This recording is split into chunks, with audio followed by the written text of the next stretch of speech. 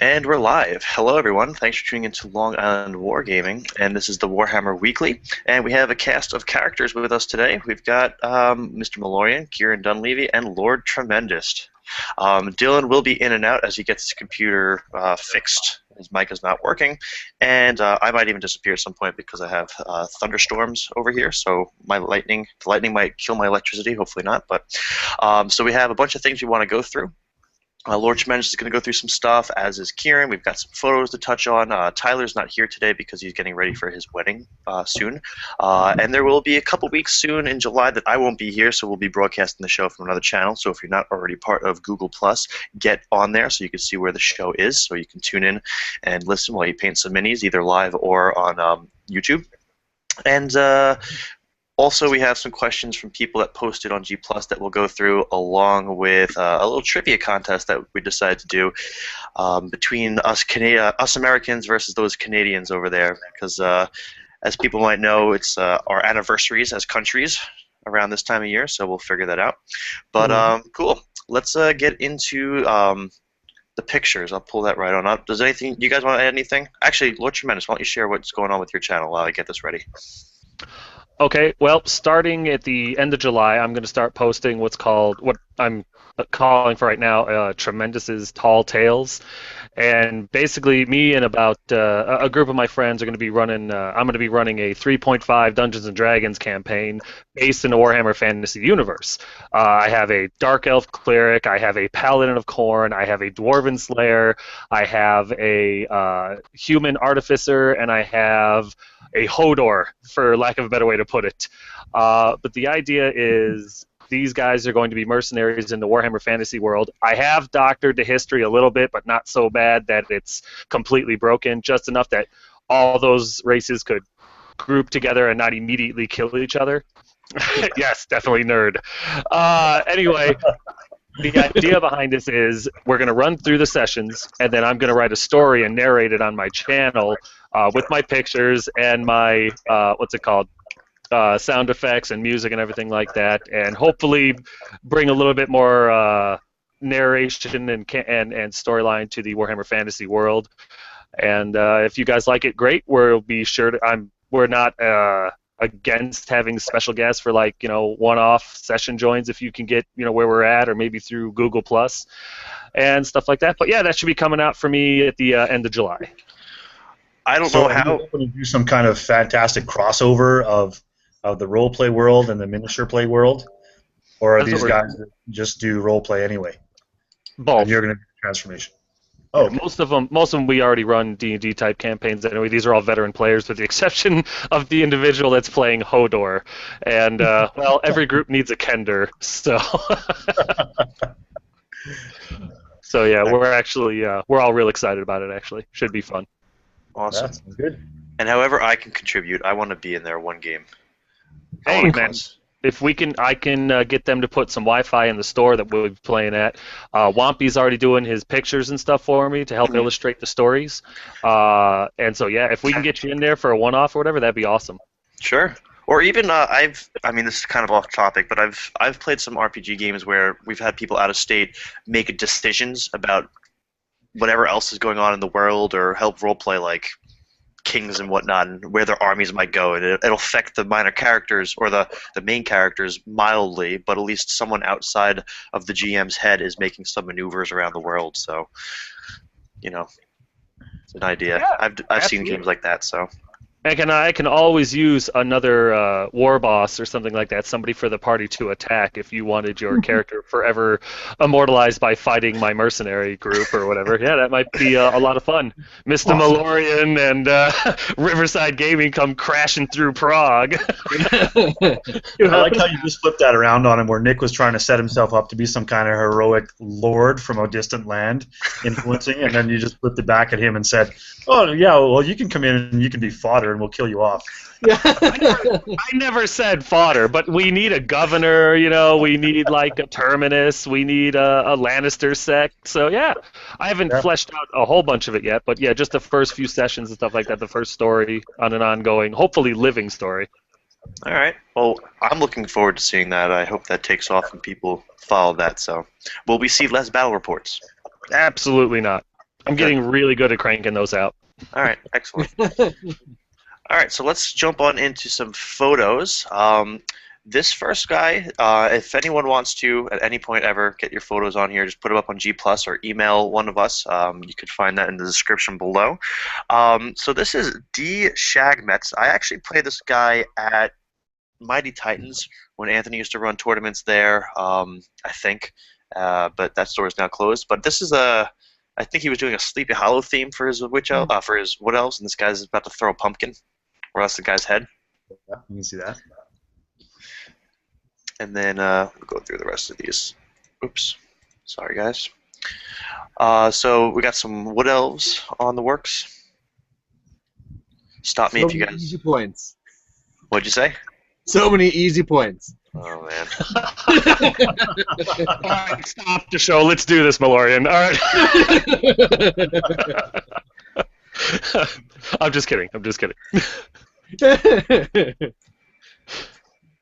So this guy's done a lot of good orange and yellow balance. I think that looks that catches the eye right away.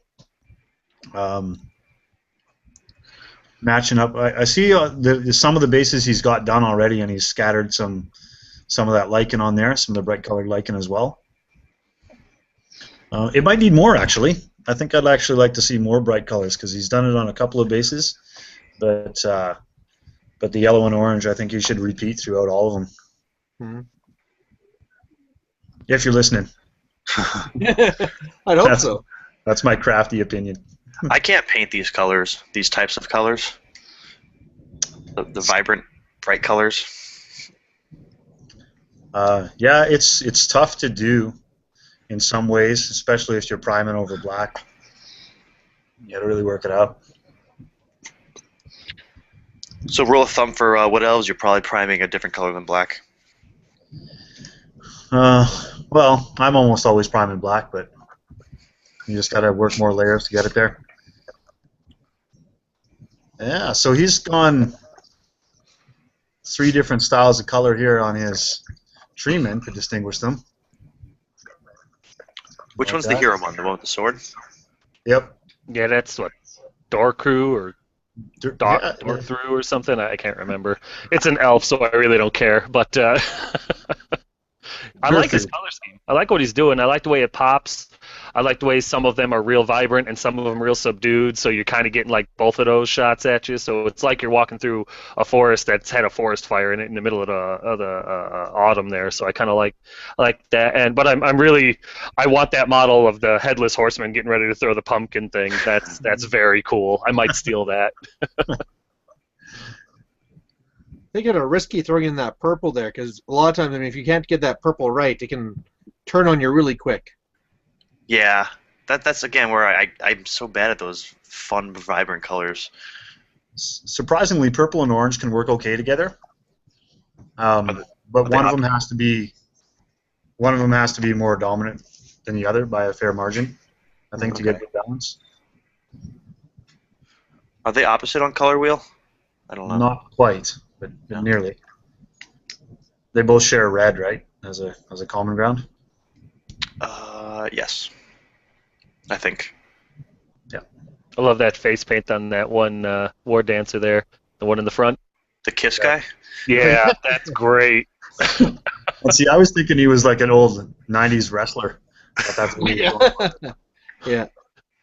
Either way, that's somebody you'd want to fight. Yeah. Has anyone seen these guys in the field, the Eternal Guard? Not for very long. No, I'm not. Last time I saw them. I mean, I know they have Stubborn now, and everyone thought that would be cool, but I don't see them on the battlefield. I've seen a unit of 10 on the battlefield, and they were trying to use them as redirectors. It was the most recent Wood Elf one on my channel. I didn't fully understand it. The individual I was playing, she actually played him very well, just that Eternal Guard thing just really didn't fit. She wasn't really able to redirect anything with them, and since it was 10 toughness 3 elves, it didn't take very long for the Chaos Warriors the Forsaken to take care of them. So. Mm-hmm. Yeah, see, that's the realization is that Stubborn only matters if there's at least one left. Yeah. I think in a big group, and since it's your core, it's not inconceivable that somebody would have a horde brick of these guys, but they're toughness 3 elves. I mean, you're really going to be magic dependent to keep them in any kind of a fight. Even against Skaven slaves, they're going to be fallen by droves. Agreed. What's your quickly though before we move on to these monsters? Do you prefer the old or the new models, guys, as the Eternal Guard? New. Yeah. Valorian, thoughts? No real thought in them. I mean, I think they're both fine. Yeah. I don't think I've looked at either of them enough to actually have an opinion. Okay. I like the new Eternal. You're saying the Eternal Guard? Yeah. I don't know. I've looked at the Glade Guard more than I've looked at Eternal Guard. All right. Do the new ones, the old ones used to have what, the double-headed spears? Is that what it was? That's right. They don't have that anymore. Those are the ones that you just flash by. The ones you flash by were the old metal ones. Okay. I guess we could take a quick look at them again. Sorry. That's all right. No, because I actually, those ones, now that you're talking about it, these ones I did like. The guys with the giant double-headed spears like that. Yeah, so those are metal. So that was the regiment that was made ages ago. And which one did you say you liked better, Kieran? I think I prefer these ones. Okay. Not for posability necessarily, because of course you can do more with new ones, and the new ones also come with shields, which these did not. So there's some use for the plastics, of course. Mm-hmm. I like the aesthetic of these ones. There's a guy in the comments section, Dewsdwarfs. He says he has got a buddy that uses 30 Eternal Guard in his Wood Elf army. So As a it's horde? out there. I assume. I don't know. It's a one sentence in the comment section for the actual show. As long as people are using them. I hate when models go to waste. That's a good segue to these ones. They're trying to get you Canadians. I swear. Sass. To talk about the beast. Well, it's just another rarely seen choice, I guess. It's actually starting to pick. Well, in my circles, it's starting to pick up popularity, but that's mainly because I'm actually semi good with them. So, but Okay. yeah. You're selling the idea to the masses, hey? Well, monkey see, monkey do is what I think it is, but yeah. I mean, basically, you can see from the picture here too that I think it's such a problem with this model is that they don't give you any way to repose it. If they just would have made those arms on a ball joint, it would have done so much for it. Mm-hmm. Otherwise, if Very you run true. two or something like this, they're all looking the same. Very static. You'd have Agreed. a theme in them if you did that as a ball joint. So what they've been trying to do lately is to make seamless models, so you don't have visible mold line or gap. That's true. But tell me about what you've concocted for the base on this one on the left. The blue one? Well, the only one with the base? What's on Yeah. there? Well, the idea when I did this basing was like the Zinch's part of the warp, I guess, where it's all the crystals and everything like that in his world. That's, since I'm Zinch devoted, that's the way I decided to go with it. And it actually started to look more like jelly beans and then just look kind of like rubble and stuff like that. But now I'm just committed, so I just went with it, and I kind of like it. It's definitely going to be harder for people to steal models and claim that they're theirs, and it also makes them bottom heavy, so my models are less likely to tip over on the table and stuff. So, At first glance, I thought it was looking like some larva. no, it's just pebbles. It's polished little pebbles that I get at a local store, and some of them have like little leaves and stuff in there that my wife put on there because she thought they were cool. And you don't tell the wife no, you know. They look like jelly beans. That's the first thing I thought. Yeah, you're not the first one to say jelly beans, yeah. Alrighty, so that was Lord Tremendous's The Beast. Now we have some other stuff from Lord T. What else was this? Oh, is this the actual Lord Tremendous? That is the Lord Tremendous, yes. My human Prince of Zinch. He has made a lot of enemies. So can you guys hear me now? Yes. Yeah. Hey, Dylan's in the house. All right. I had so much to say. Stonewall Jackson totally stole the spirit of my computer. I'm sorry. But yeah, I'm gonna totally do a sketch of this guy. This guy's badass. I love it. What Everybody's- model is he, or what parts is he? He is no. This is all 100% Ultra Forge Demon Prince model. Nothing. It comes with 3 different heads and the sword and the claw here, or he's got 2 little hands. Yeah, this is all Ultra Forge. Nothing about that is kit bashed. Oh, okay. I thought it was a kit bash, to be honest. Yeah, I totally No. did. Nope. That is all. It's literally an Ultra Forge model, and I love that thing. Well, way to be honest. We appreciate that. How'd your wife get so good at painting? What's that? How'd your wife get so good at painting? She's always been real talented like that. She's a cook. She went to school. She's a culinary expert, and then so she's decorated cakes and stuff like that. She paints on an easel with that, not paper but parchment or whatever it is, like lambskin, whatever the stuff that is. So when she saw me attacking my models with a crayon, it just wouldn't stand after a while. So she offered to paint my models. I let her do some, just thinking that she was just being nice, and then I took them to a GT, and people were just blown away and giving me all these undeserved compliments. And I'm like, I didn't do any of this. This is all my wife. And so now it's actually in the prenup that she has to paint all my models. Or yeah, it's just Does she ever just get tired of it? No, paint your own models. I'm just done. I've actually asked her a few times, do you even want to do this anymore? Do you not want to do this? And she's like, oh, I love doing it. She's actually gotten some commissions and stuff like that out of it, and painted other people's armies. So, yeah, she's getting quite a few armies out there all painted by her. That's awesome. Yeah.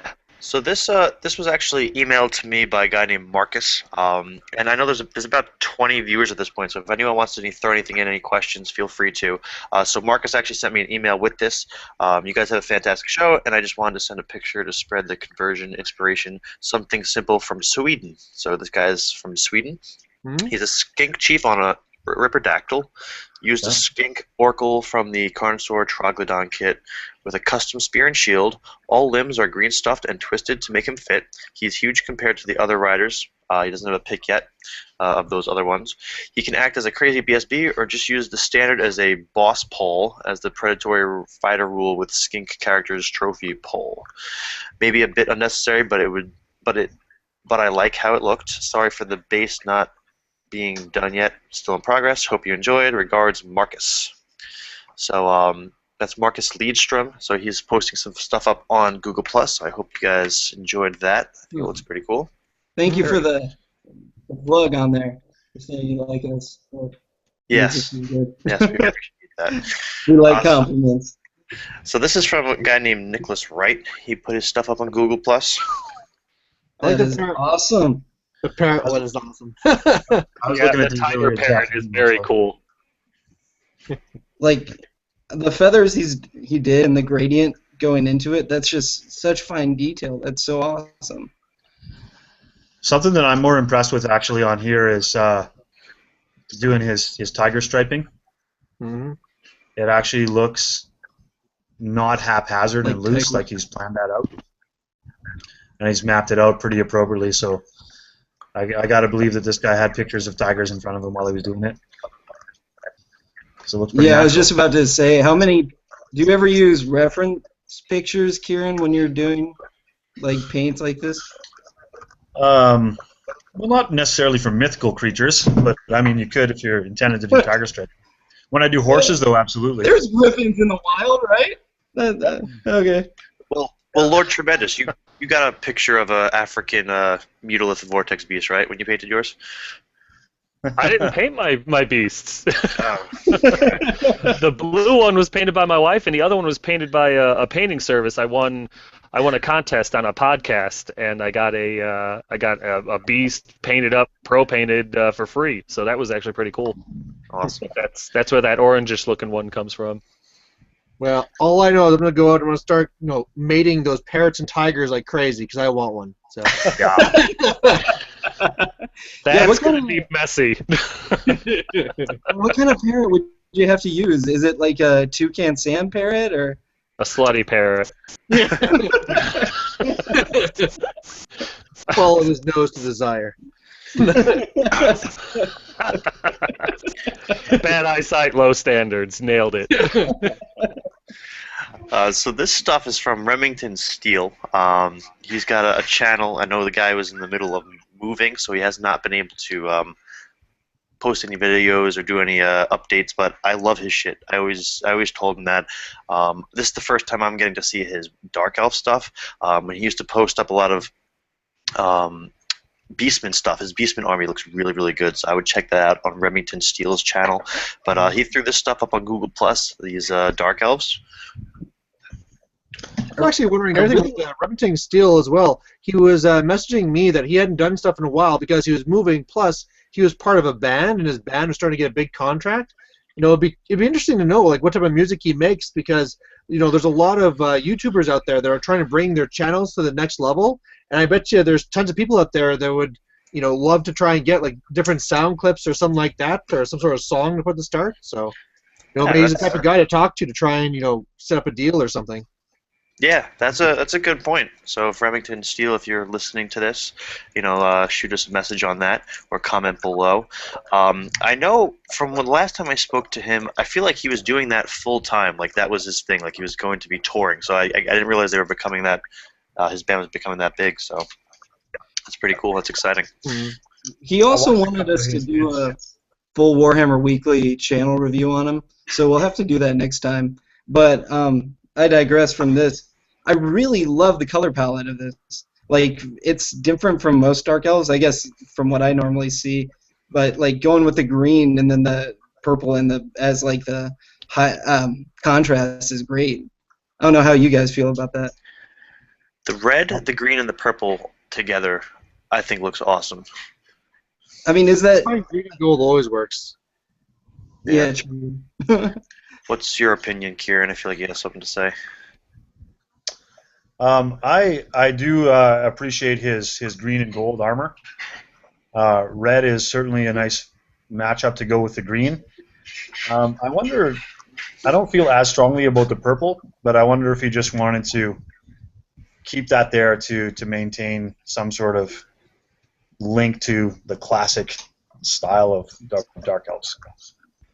I guess what I'm saying is I would have been just as happy as if he did those cloaks a deep red. Okay. Instead of throwing it in there. But having said that though, I want to give him end on a high note and say that his painting style is very good. He's done some good soft blends in the color tones throughout that. And the freehand banner as well. Some good props for going to a sharp highlight from a deeper tone, and done that blend without it looking blocky. Awesome. Yeah, no, I really love his stuff. So. I also want to say actually about Remington Steele that I think I saw a video of his several months ago, and it was some weird one where he was like lounging on a pillow and wearing a mask or something like that. So I kind of that sounds like him. I kind of dismissed it as a little bit weird, but I went back the other day and watched a couple of his Warhammer chats where he's just filling you in, and actually he's eloquent enough. He's good to listen to, and he's not too chunky and lots of ums and ahs like I do. So I appreciate that about his style. The last time I saw him, he was talking about his Hobbit army, like one of those books you can get offline, and just going through the whole list and how he would use them if he was going to try to make them competitive. And immediately when I saw that, I just ignored the mask, and I'm like, this guy's genius. Hobbits are sweet. I guess I'm too superficial. I didn't get past the mask in that one. All right. So, you guys want to play a game? Is this like Saw? Okay, but I gotta put some more clothes on first. So, yeah. I don't want to take my shirt off. All right. So, since it's the independences or anniversaries or whatever you want to call our countries, Dylan, or was it your idea, Dylan? Yeah, because I'm a weirdo. So Dylan came up with USA versus Canada, and I'm going to ask some trivia questions, and we'll see who comes out the strongest. So, okay. So up first, we're going to ask. So Team Canada is obviously Mr. Malorian and Kieran, and then we've got for Team USA, Lord Tremendous and Dylan. What does your shirt say, Dylan? It has a bald eagle on it, and it says Canada. So I figured I'd do some reverse psychology and see if it works. Are you wearing a red bandana? Yeah, it's my Applebee's bandana, so I got the red, white, and blue in Canada going on. So if I lose, I can say I was on the Canadian side. Right? I will. I mean, either way. I'm going to be honest. I think Team USA is going to lose this one pretty bad. Yeah. Nice. Oh, come on. Okay, now we're the underdogs. Let's do this. You guys just lost. You just lost. Get this. Thank you, Long Island. All right, so Team Canada is up first. All right, so this is an easy one. How many states does the U.S. have? 5-0. We good with that, Maureen? Sure. Do we agree? Okay, that's 1 point for Team Canada. Hey, Team USA. How many provinces? 51? What? It's 51. What? Hawaii. You're kidding, right? 51 states. What? You're fucking kidding me, right? Oh, God. Let's move on. Go ahead. How many provinces does Canada have? Provinces? You 51? can't answer with what our province is. Yeah. Is it 51? No, is there 9. 12? Isn't it?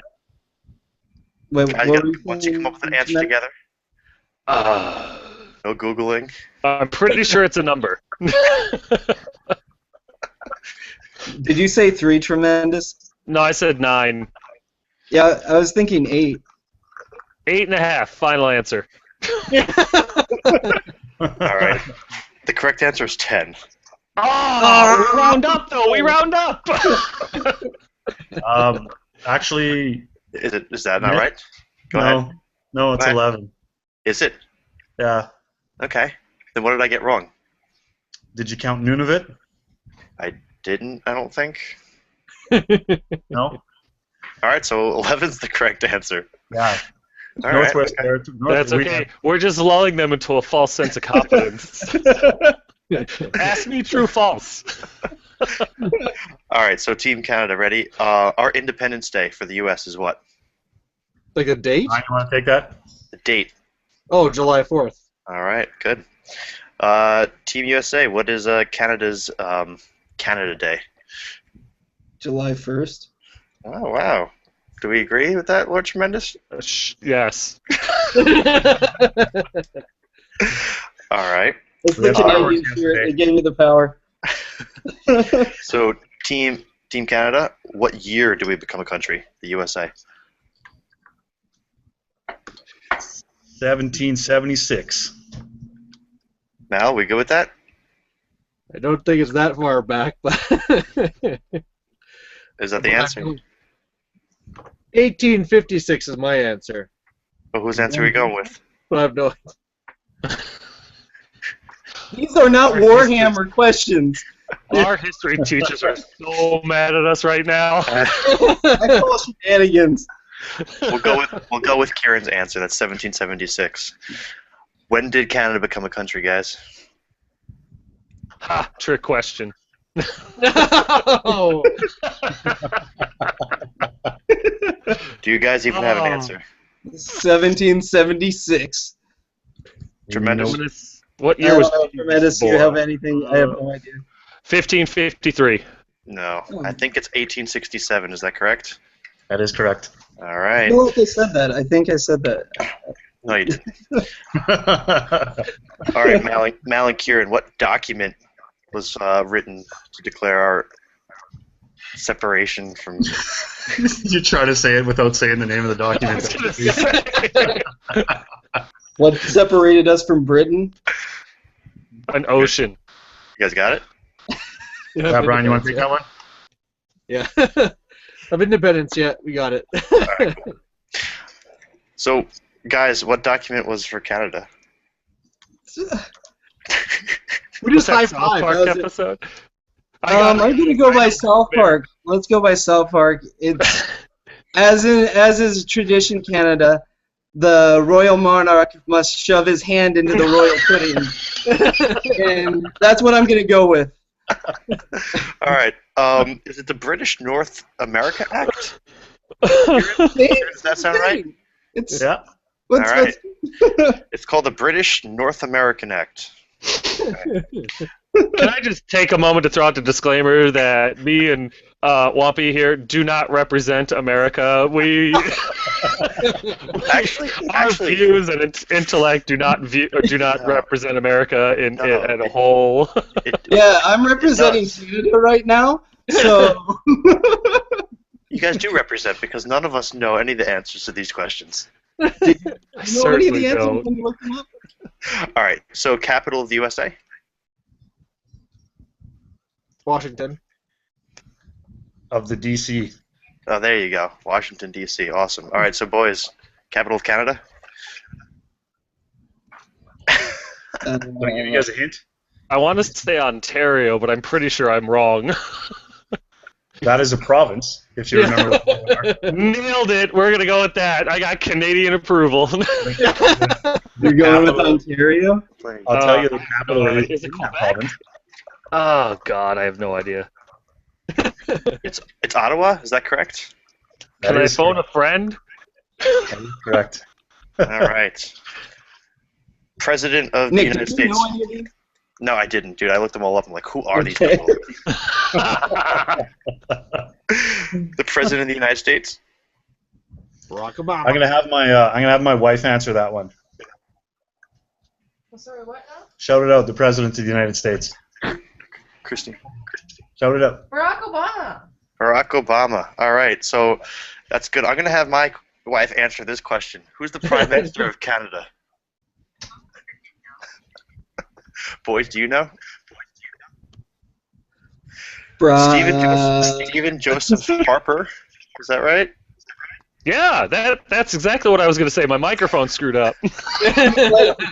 In America, when they teach you through school, they teach you about Mexico, Russia, Asia, pretty much everywhere but Canada.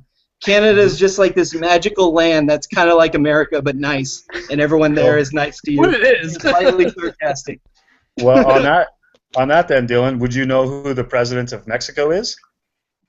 No idea. It depends on what cartel is in control at the moment. All right. Any president from Mexico ever. I have a few more, but I feel like at this point we have a winner, and/or realize that us American boys are not educated whatsoever. Where's the Warhammer questions? We'll get to them.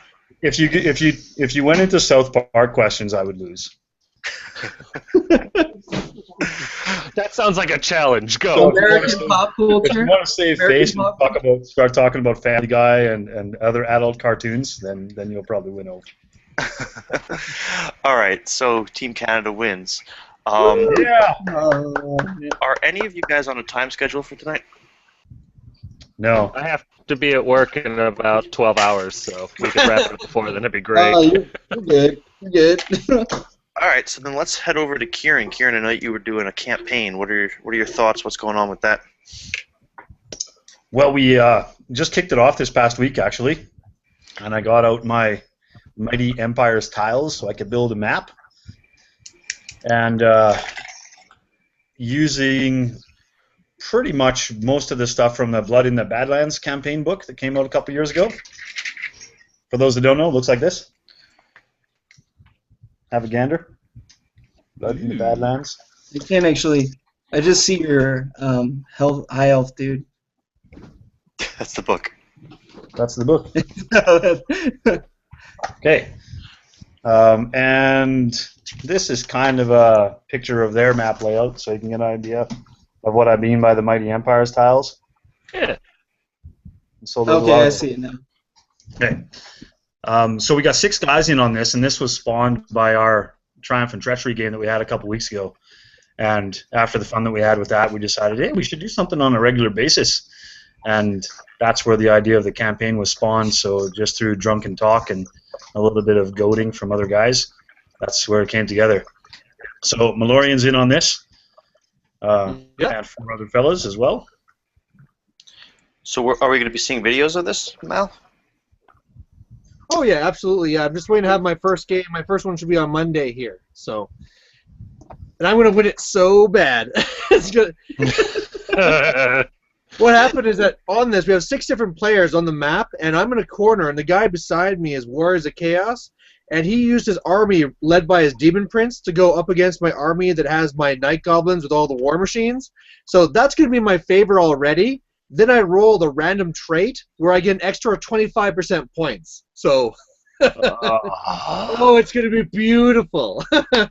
So, for my arrogance, or ignorance, if you will, is it basically like Risk, except you play actual games of Warhammer to take over those Providence?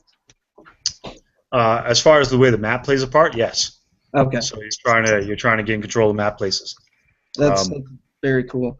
Yeah, so the mechanics of it is that you have 3 pieces on the board that represent a character-led army, and your character's got to stay with that playing piece throughout wherever he moves on the board.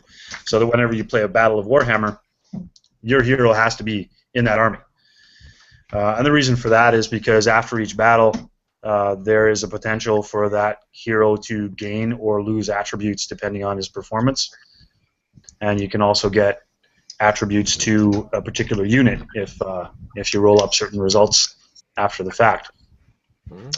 So the other thing I wanted to make mention of is the random events that Malorian talks about. Is we roll for those on a table that's in this book at the beginning of every turn, and it can be from what he described, where you get a boost to your army points, to being able to ransack an opponent's city.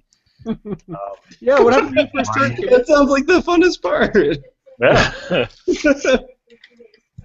Now, the mechanic of the Blood in the Badlands talks about gaining relics throughout the battle, so that's kind of your reward for fighting battles, is you gain relics. And in the Badlands campaign, the relics are used to give you an advantage in the final battle, which is a big storm of magic thing, and you're chasing the flying fortress of Fosric and that kind of thing. But what we're going to do in ours instead is we're going to translate those relics into points or pay chest tokens that you're going to use in a final Triumph and Treachery game that we're going to fight out. Oh, cool. How long does this campaign go for? It sounds like it would take pretty long. Or are the point values that are small? That's the thing that you got to discuss, right? And to maybe talk about what I think are the successes and the failures of a campaign is campaigns can go too long. You can certainly get too ambitious about things. Yeah, and then you have to mix it with everyone's schedule. Right. So the way that we're going to play it out is we're going to set aside 2 weeks maximum for every campaign turn. And we're going to effectively have 8 campaign turns throughout this thing. So it could at most go 16 weeks, which seems a little bit long, but I'm hoping that there's a couple times in there where we can shorten it up and get a little more compact if possible. Mm-hmm. Are you going to have rules in place to kick out the flaky people? I don't just need it with this group here. I mean, we only got the 6, and it's a pretty good group of 6, so. Oh, okay. No, but you're right. See, that's in America, in America, we'd have to kick out at least like 5 different people, and then there would just be one person and a cat playing against each other.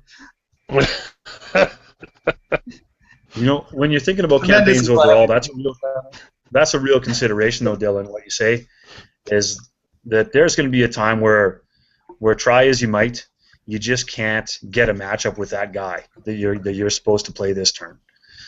So we do need to consider a few things about making that happen.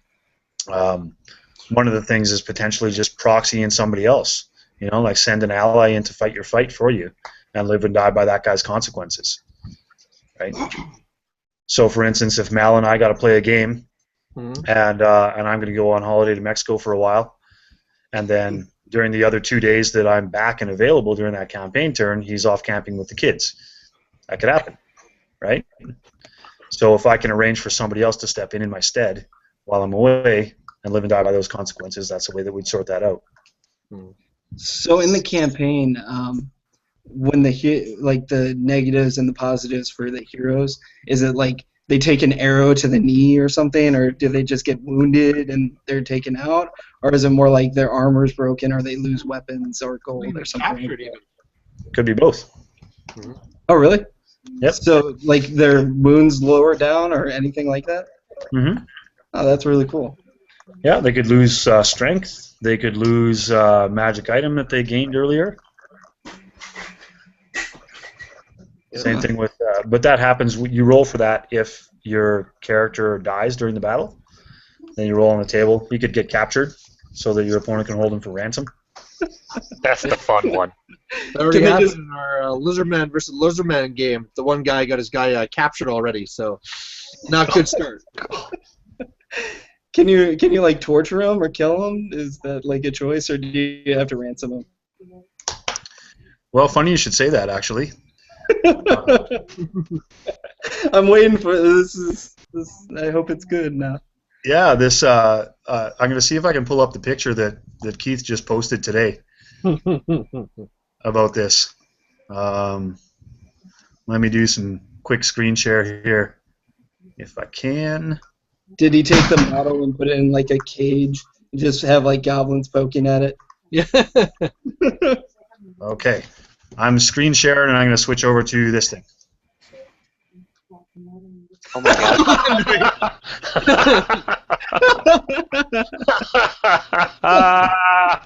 Oh, that's great. So there's the slam that took control of the little skink lord. Oh no. About to douse him. Leonardo is settling into his accommodations at Fort Frog. That is a bravo. That is excellent. So, can he get a new character after his hero's burned alive in acid for like revenge, or does he just have to buy that hero back in order to use the hero at all?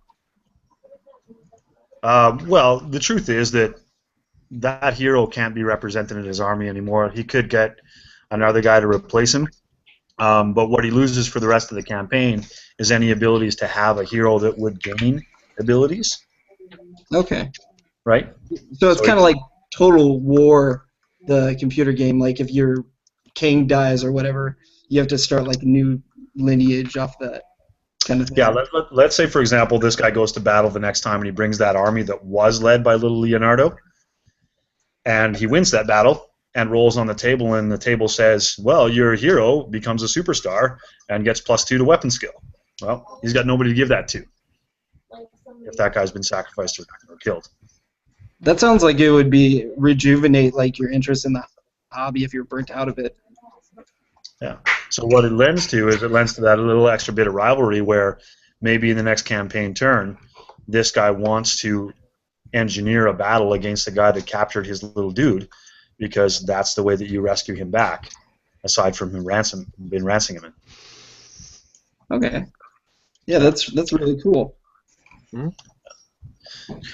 Have you ever played the Border Princes campaign, the one that was in the General's Compendium? Yes, I did. Did you like that one? Because the map was very different, where the road tiles were long. Mm-hmm. The trouble that I found with that is that it didn't have any freedom at all to battle somebody else across the field. That was the trouble. So, for instance, what they do in the challenge system here is you don't necessarily have to battle against the guy that you're stepping onto the same territory as. There is ways that you can challenge somebody else that you don't even share a border with. I mean, battles mean more if you're fighting against the guy that you're fighting on your borders with, but that doesn't mean that you have to do that exclusively. So I guess what I mean by that, Nick, is back to that Border Princes campaign where you're on a map and you're on a strict map.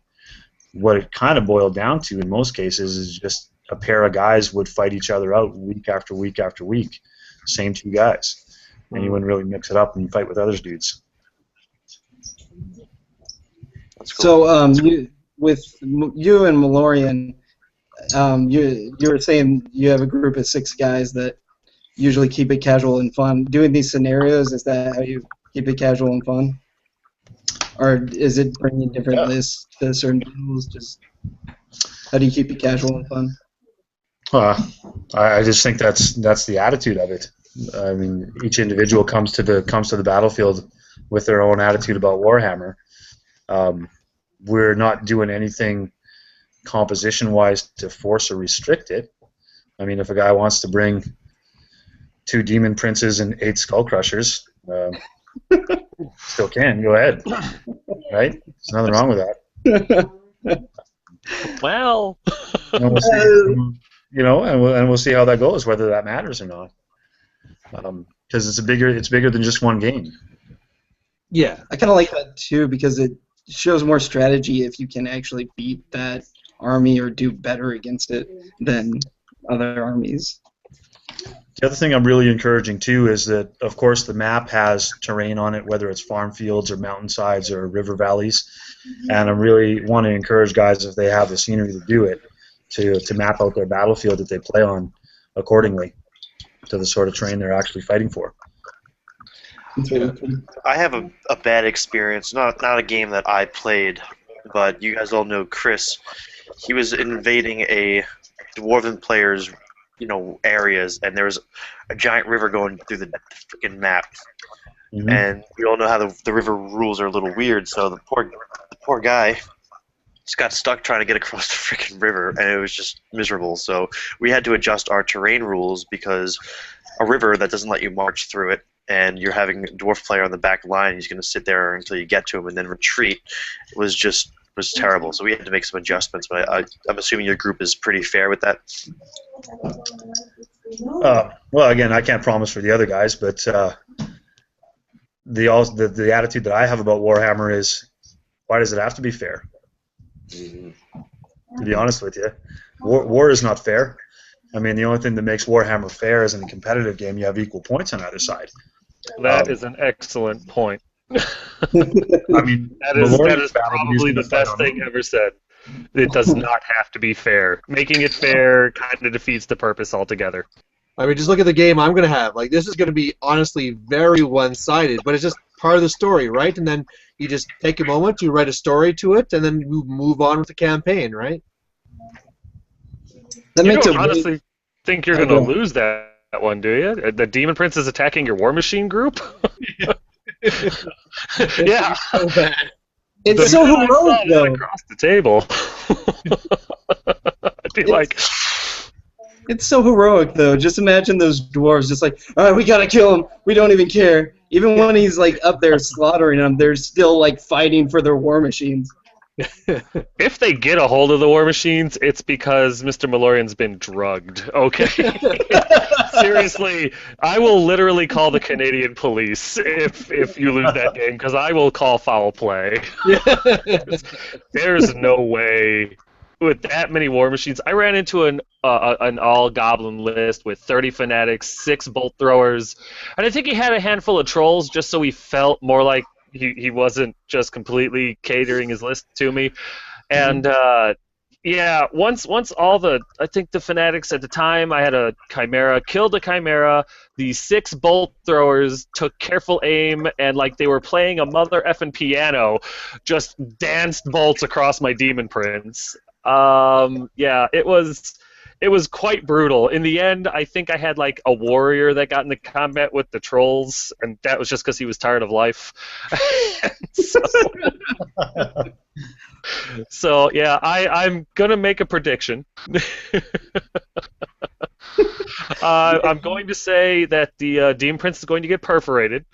Even if his dice roll like crap, I'm still going to say that his Demon Prince gets perforated, and anything else is really just going to be cleanup at that point. So, if you can capture this guy and dangle him over some acid, that would be great.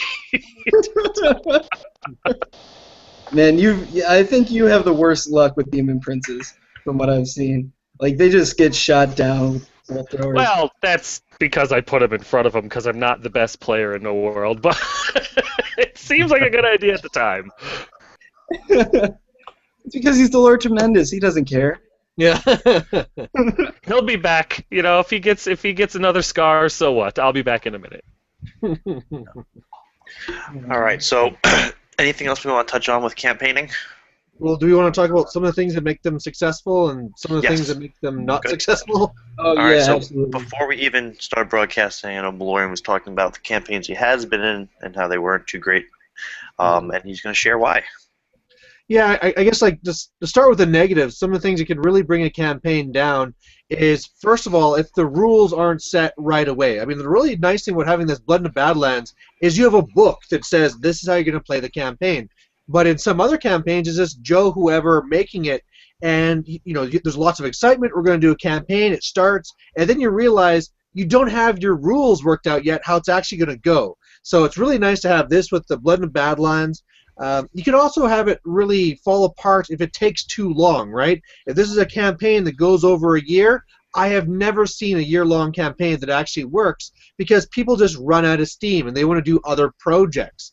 The same thing can happen as if you're going on with a campaign and one side starts to win early. And what the organizer does is tries to switch it around to rebalance it, and then you kind of realize there's no reason to go forward because the person's just going to rebalance again.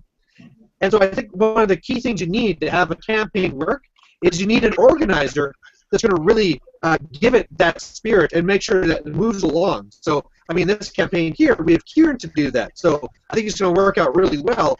But, normally that's some of the things you can fall apart with. Or if somebody else, if you have some players that fall away, right? Let's say we have a player that gives up on fantasy or moves, right? All of a sudden, what do, right? You have this 6-person campaign, and then all of a sudden, what do you do with it? So I know those are some of the pitfalls I kind of just want to quickly throw out there for some of the players.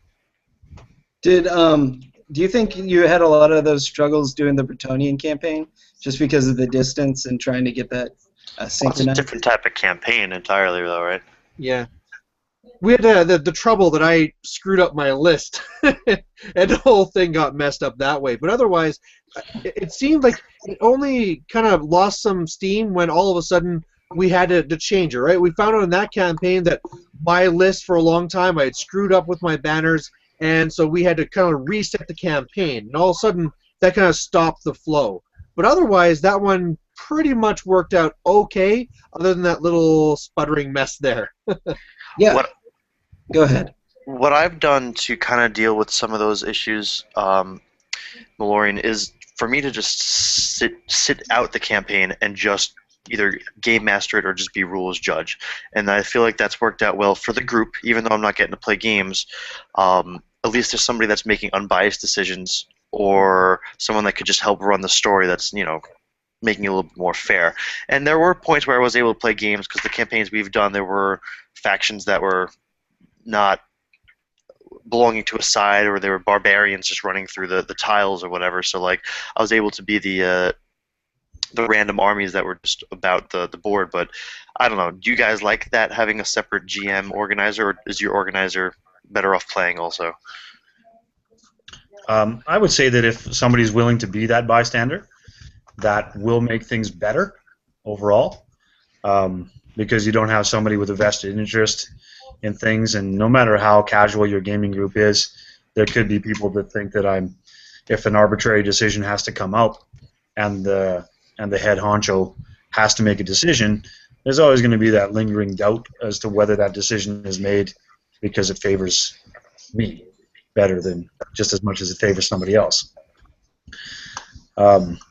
So yeah, that's a perfect scenario, but it also means, like, how many of you Warhammer lovers want to not play?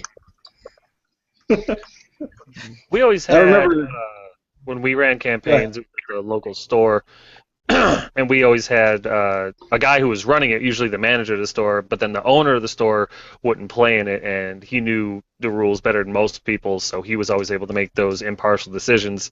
But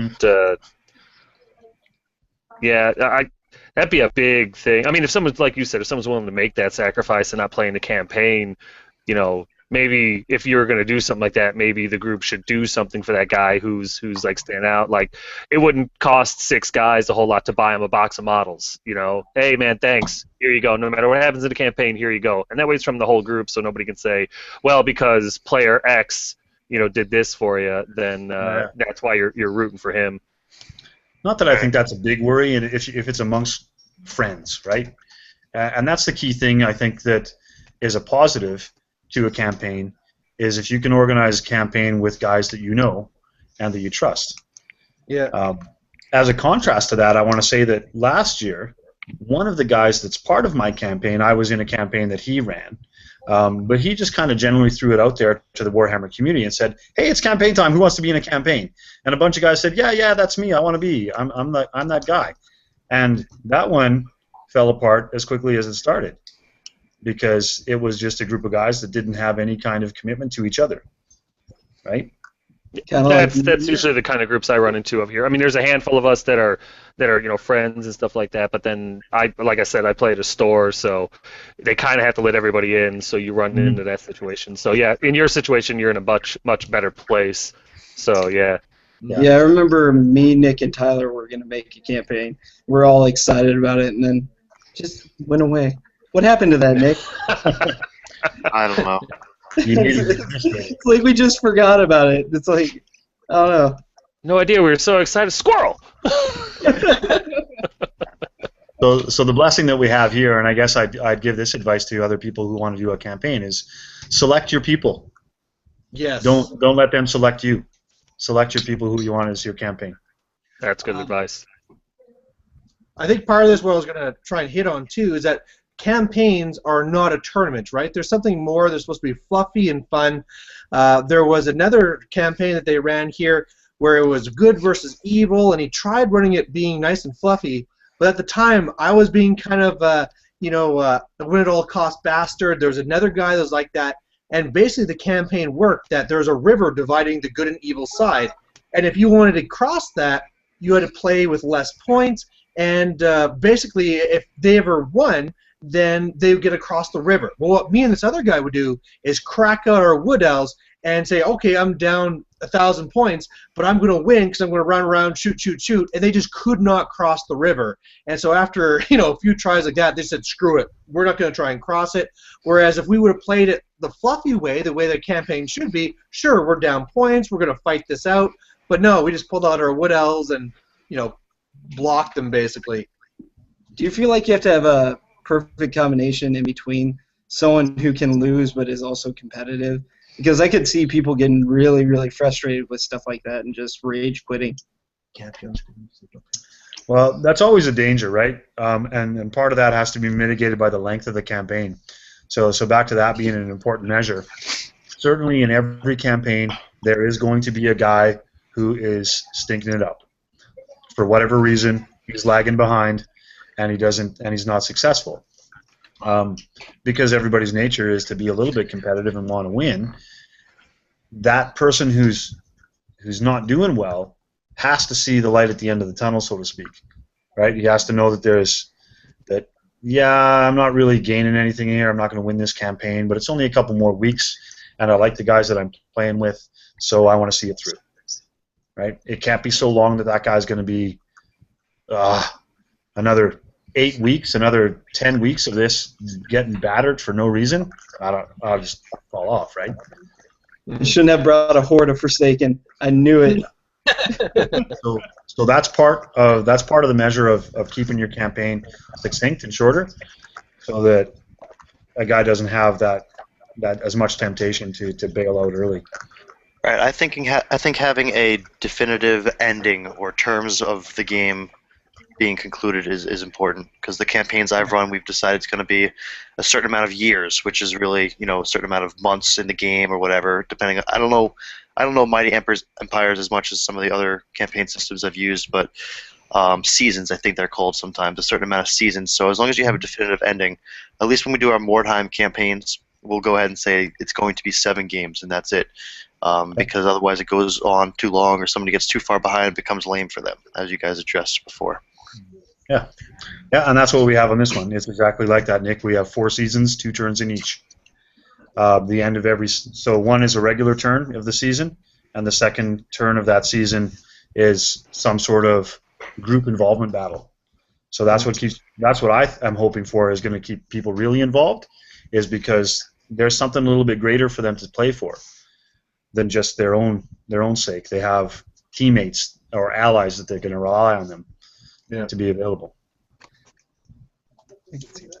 Well, I'm very curious to see how that works out. So, are you going to be posting videos too, or is it just going to be Malorian? I kind of have decided that I want to get a lot of enjoyment out of doing battle reports. Okay. I know I disappointed Brian when he was over at the house a couple of weeks ago by telling him that both right to his face. I cried for days. Yeah, yeah. He looked away from me, and then he swallowed 2 giant gulps of sambuca, shook his head, and then he didn't talk to me for 20 minutes. Aww. Went outside, keyed his car, you know. Quitter. What I think that I will do, though, lifetime story. as far as video involvement, I think what I'll do though is I'll compile some photos. I'll encourage guys to take photos of their battles, and I'll do a narrative summary of what happened in that season, and that kind of thing. Well, I think that's what I'll aim to do. That'll be my contribution. That's cool. So between you and Lord Tremendous's channel, we'll have some more stories and fluff to listen to. Yeah. Yep. There you go. Mine will be long-winded. Sorry. That's kind of my thing. Yeah. I don't really mind long battle reports. To me, it entertains me longer. It gives me more time to listen to something while I'm painting. Do you guys think that length really takes you away from watching something? Yes. Okay. It That's can, yeah. If it's too long, I'm not going to watch it. Like, what's the good length for you? A battle report, I think, should be like, what, 16 to 22 minutes? Oh, I blow that out of the water. Well, yeah, yours are like... yours have intermissions and commercials and... Not as many anymore. I'm back down to 2 now, as of 129, the one that I'm going to probably post later in the week, yeah. Because I was just trying to get those GTs out there to help those guys out. But, yeah, I'm down to just the 2 commercials, and those are about 3 minutes total, so... One of the things I was noticing was the Sustainable Center. It seemed like kids were starting to get very short. Like, we're talking like 10 minutes or less type thing for a while there. And that's also like, wow, I mean, those you could bang out. I was going to say, do you think that's... The baby only sleeps 10 minutes at a time. Yeah. Do you think that's becoming a growing trend? Because I felt like... I don't know, even a year ago, the battle reports seemed a lot longer than they are now. Do you think it's just because they're getting better at doing the battle reports, or they're just trying to make them shorter for people? General populace, or do you mean some person in particular? Just general populace. Oh. Well, I think there was a trend where people are starting to add more and more to the battle reports, right? They realized that it was nice to have intros, it was nice to have outros, to put in all the different flashy stuff, but you kept on adding on time and time and time, and then all of a sudden you hit that wall. It was like, well, these are a little bit too long now, and I'm not getting as many views, so now they're starting to compress again. Like, for my part, I was doing the intros and outros as a separate video, and I just found I was making it way too long, so I cut those back out, and now we're back to the regular video. Okay. What's the normal amount of time, like, retention rate for your videos when they are going too long? Oh, I don't look at that. I don't know. It's not with a just ignore that part. percent females. That's all I look for. How do you check that? Wait, stop. I remember Nick and I looked at it for Warhammer Weekly, and it's like halfway through. But then there's this one guy from Mexico who just watched everyone all the way through. I'm just like, all right, that's pretty cool. Yeah. That guy deserves a Christmas card then. What was that? That guy deserves a Christmas card. Yeah, well, he deserves a spot on Warhammer Weekly. Oh, you talking about the guy that binge-watched all my bat reps? Well, that guy too. Mm-hmm. Oh. I was talking about the guy from Mexico who watched all of our Warhammer Weeklies all the way through. That's terrible. That's...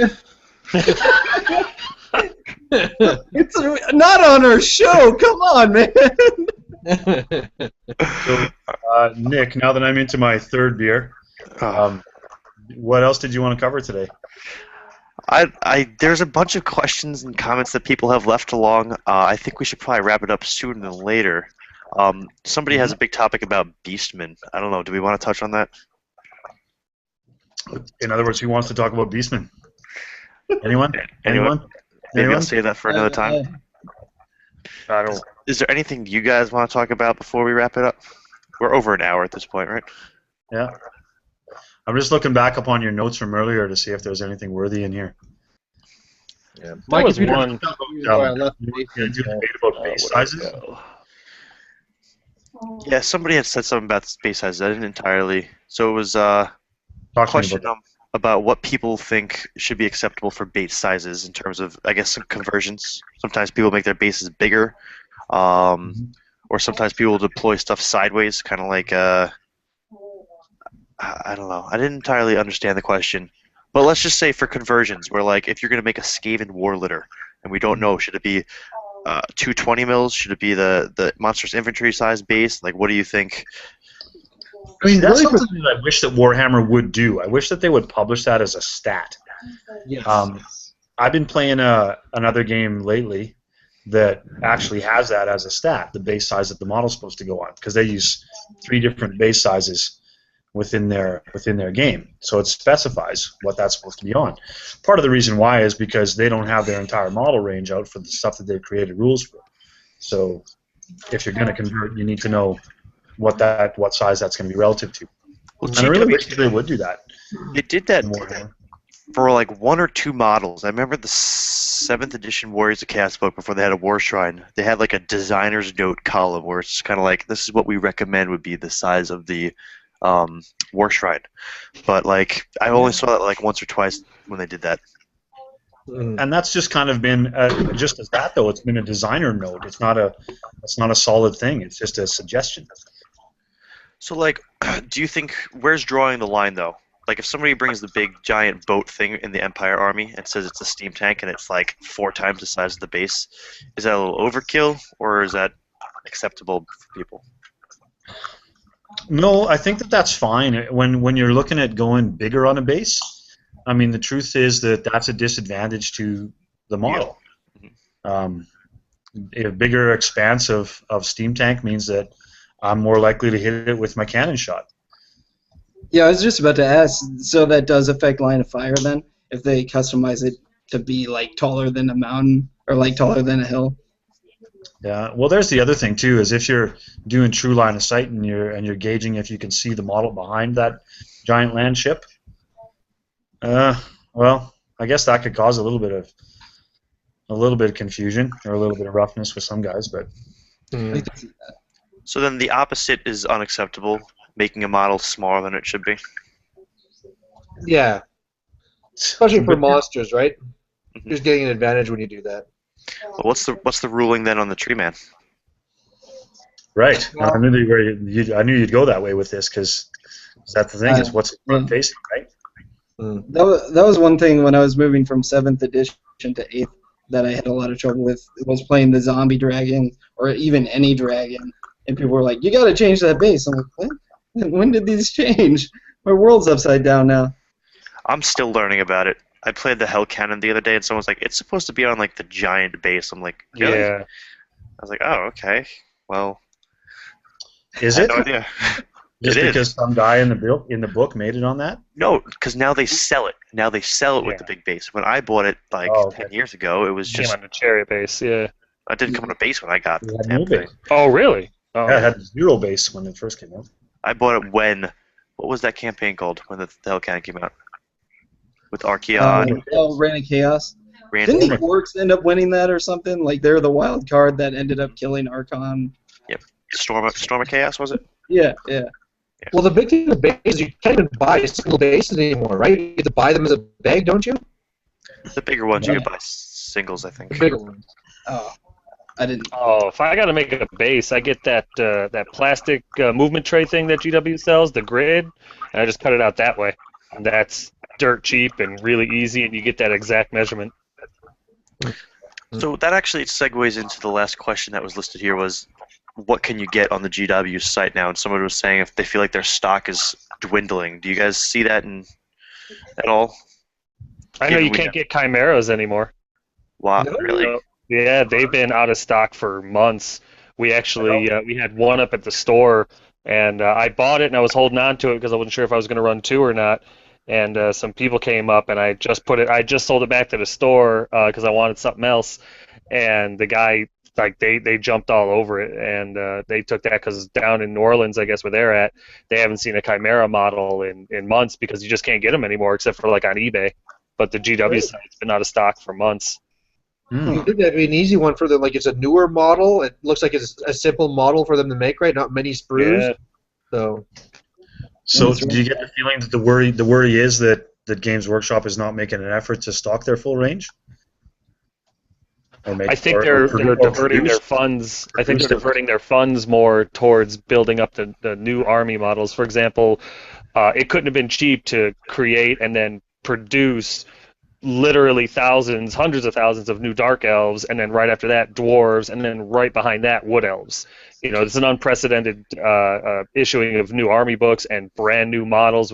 I mean, don't get me wrong, I love the direction it's going, but when you're diverting so much of your assets to creating these new models, and all the legal work that comes in with that, and shipping and everything, certain things in the past, that you're making now, like big Chimera models. I bet Ragnarok spiders are difficult to find. Mr. Mallory, maybe you know about that.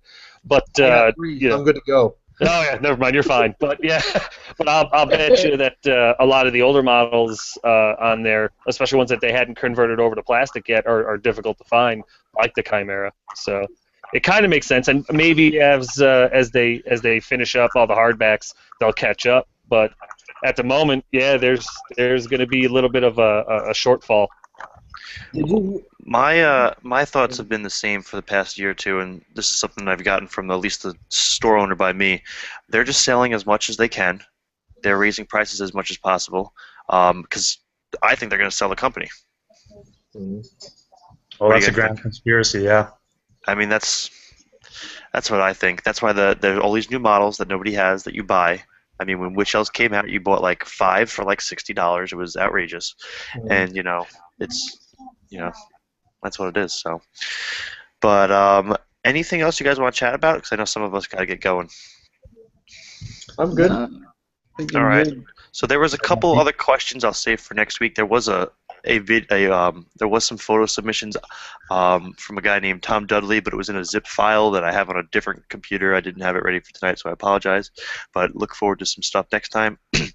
I know Naren Zaid was talking about maybe coming on, so we could talk to him about his pony army and heckle him a little bit. But if anyone else wants to jump on, or if you guys want to see any of these 3 characters back, feel free to say who you want back. Lord Tremendous, we've been debating on never having you back, but I think that would probably be a bad idea. I don't know. I was thinking when we started out this broadcast that I got to get a nickname. I mean, I'm up against Lord Tremendous and Mr. Malorian. Mm-hmm.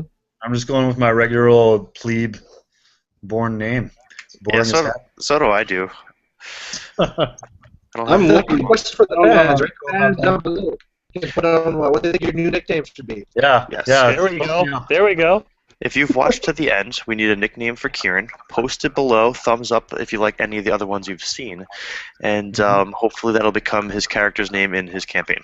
We'll also need one for Nick. I'm sorry, but you can't dodge his bullet, brother. You're gonna need. I mean, maybe we should get your wife on here. Maybe she give us some background, some helping out, some cool stories. Maybe that'll be next week then. Yeah. None of those stories are going to lead to me having a cool name. We'll get that over with. Maybe not cool to you, but we're going to love it. Cool name. Mr. Malloy and Lord Tremendous and douchebag. You'd be the only one with that name, though. Yeah,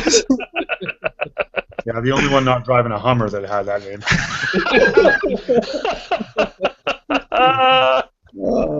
There's one guy that's like, fuck you guys! Hummers are awesome. I'm gonna go take my Hummer down the street and push it back. Alright, so we need nicknames and comments and stuff for next week. So thanks for watching, everybody, and we'll see you in the next one. Cheers all.